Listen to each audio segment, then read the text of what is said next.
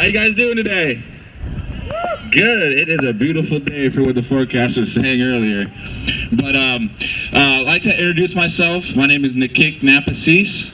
That means Otter Boy. I'm Cree from Saskatchewan, Canada, out of the White Bear Reservation.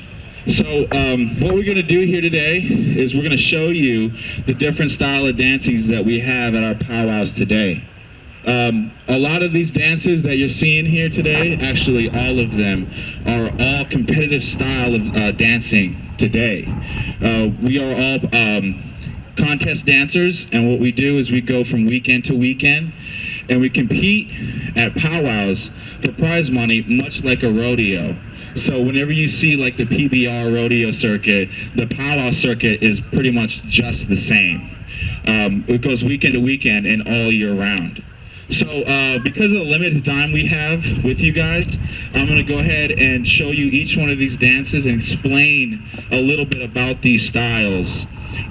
So the first dance that we're going to do is known as the men's traditional dance. Now this dance is one of the oldest dances that we do at powwows today. You're going to have to back up a little bit here. It's pretty sketchy. But this dance right here is, like I said, is one of the oldest dances that we do today. It's pretty much originated by the Northern Plains tribes of the Midwest, around the Dakota territories on up into Canada. Now, the way of this dance was the only people that had done this dance were warriors that did this. And what it was these warriors would dress in their finest clothing, and what they would do is before hunting trips, before battle or anything like that, or special occasions, what they would do is they dress up in their finest regalia, and they would act out what they were doing, if they were hunting, if they were looking for something, if they were in battle themselves. And it was, like I said, it was a celebration dance for these men, and it was a chance to basically express themselves through dancing. So this is known as the men's traditional dance. Now if you look at his regalia is very, very modern. You would not be seeing this type of regalia in the 1800s. Most definitely not. The bright colors and everything. So some of the stuff that you do see on his regalia that you would see a long time ago, like the breastplate on his chest. Now that is called a breastplate, and what that was it was basically a way of having armor on. So when you were in battle and somebody shot you with an arrow, your hopes were is that it would hit one of those bones and bounce off your chest. So it was definitely a way of protecting yourself as you were going through battle like that. The deer toes on his legs also are very old style, as we call it. Our modern day bells that we use are pretty much like cowbells but smaller, and what it's for now is used for the dancers and the judges. When you dance, they're able to hear you dance and see if you're dancing in time with the beat, as one way of judging you. A long time ago, it was a way for the dancers to dance for them to know that they're dancing in time with the beat. His bustle on his back, a long time ago, we would have those bustles too, eagle feathers. You would use hawk feathers too. A long time ago, there's more meaning to that bustle. Each one of those feathers had to be earned.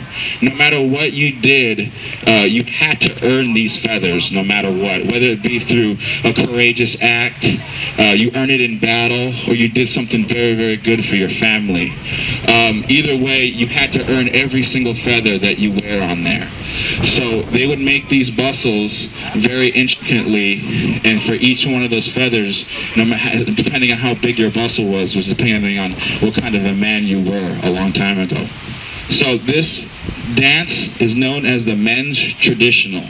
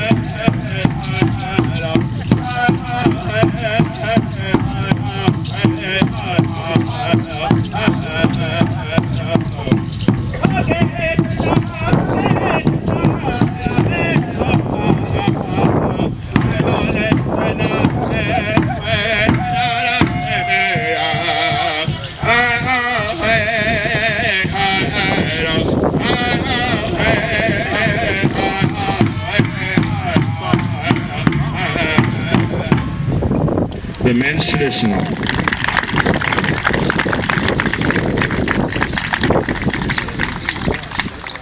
Now, just to, I want to explain a little bit to you guys about what we're singing and about the singing that you're hearing here today.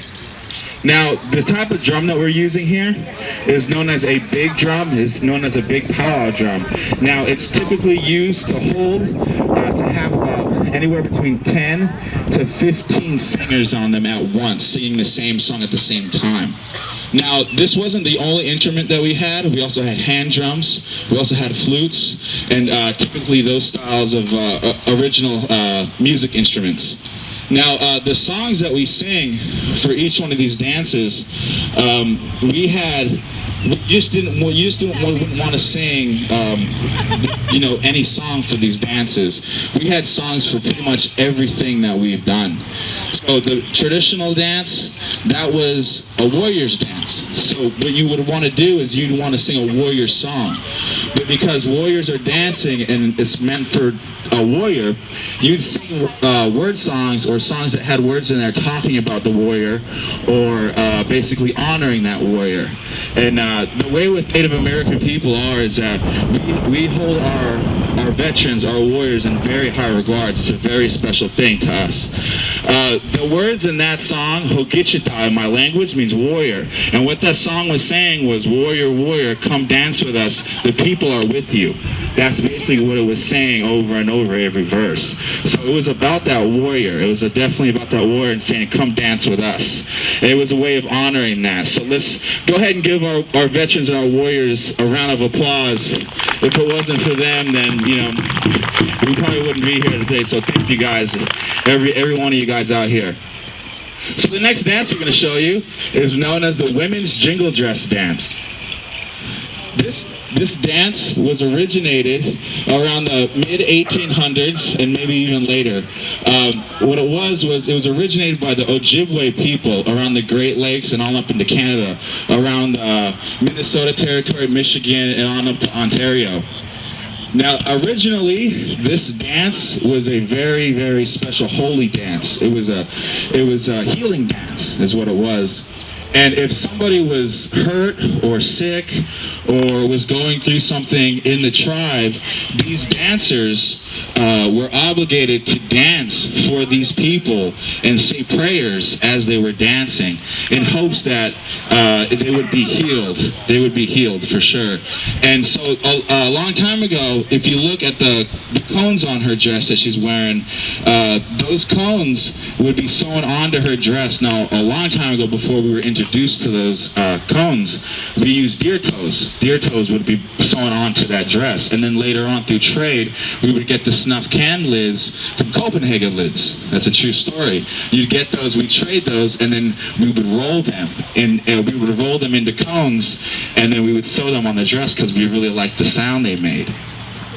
Now, on the dress, originally you're supposed to sew in 365 cones on the dress to represent 365 days in the year.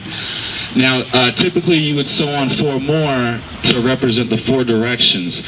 Now, if you really wanted to be in tune with that dress and the way you dance, what the girls would do is every cone that was sewn on, you put a prayer in that cone.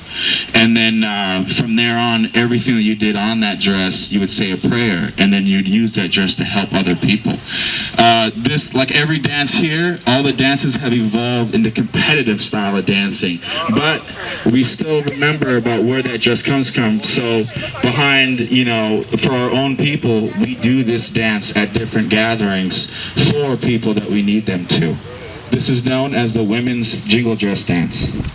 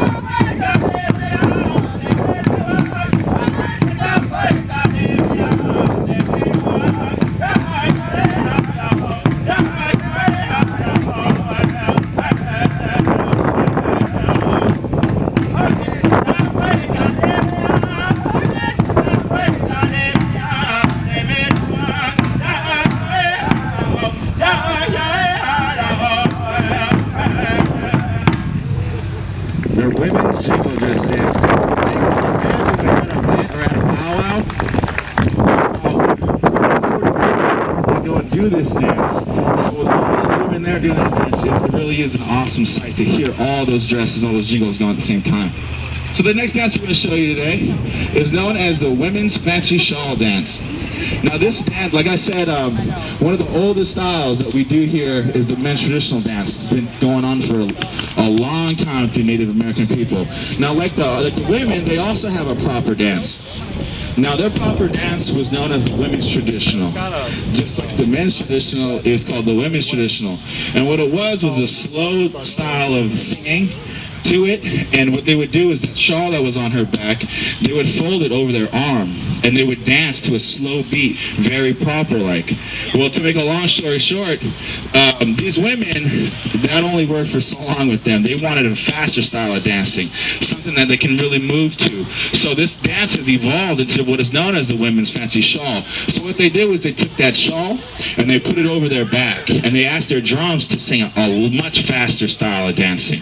So what it is they were able to dance fast and jump off their feet and use intricate feet work, and they really liked that. So from there on, it was a very popular dance and just evolved into one of the most vigorous styles women can do to this day, known as the women's fancy shawl.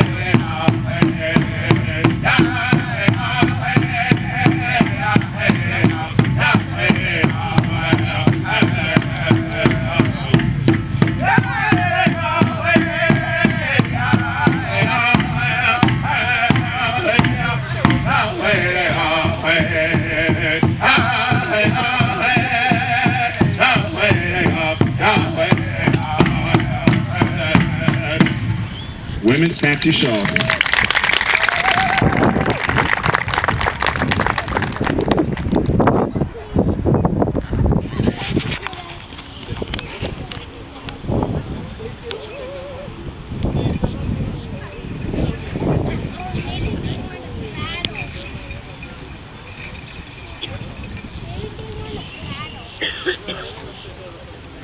All right. Now, each one of these dances that you're doing, that we're all showing here today, all these dances are only 2 push-ups. That's it, 2 verses of these songs. Now, in regular competition, you'd get 4. So each one of these songs and dances that you're seeing here today, you're only seeing half a song that you normally get. And then once you see that 4, they would have about 10 seconds. And then you go right into another song for another 4 verses. Typically in competition powwow, you would definitely get 2 songs in contest. Other bigger events, you probably end up getting 3. So, and those songs get faster. They get a lot faster for her. But so if you weren't in shape and you weren't in tune, you'd probably be dropping out. The next dance we're going to show you, is known as the hoop dance. Now, this is a very popular dance. Who here has seen the hoop dance? Just raise your hand. This is a very, very popular dance, well known through our Native American people. Now, to tell you the truth, the actual, the only, I don't really know where this dance comes from. So a lot of people don't know where this dance comes. They all have their own versions of where they've seen it or where they've heard it done. But really, nobody really knows where this dance came from. But everybody adopted it. That's definitely, everybody adopted this dance. And this dance actually came about around the mid to late 1800s. This dance was started out with about 5 hoops, and then the dancer worked his way up to, I've seen them dance with 60. But that is a long hoop dance. But I'm not sure how many hoops you're working with. How many hoops are you using today, Amanda? 28 hoops today. Now she's very gifted hoop dancer. She's been all over. She's been across seas to do this dance.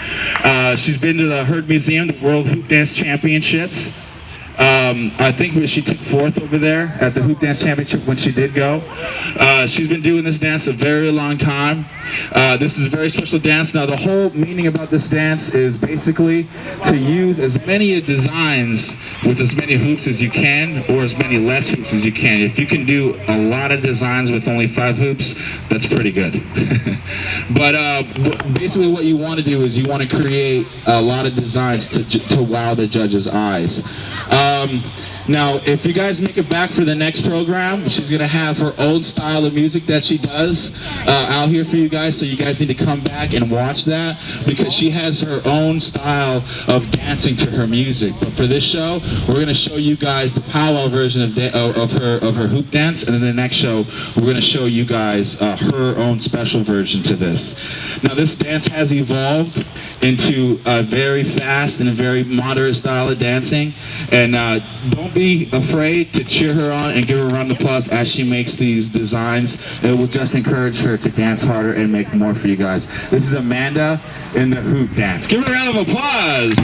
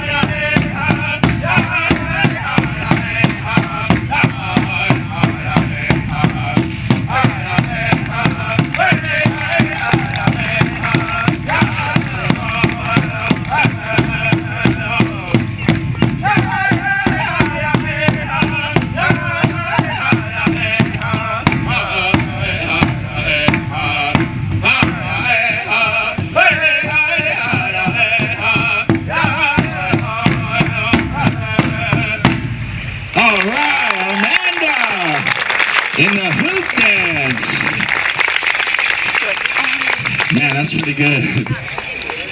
I've been hoop dancing forever. I don't think I got a hoop dance like that again.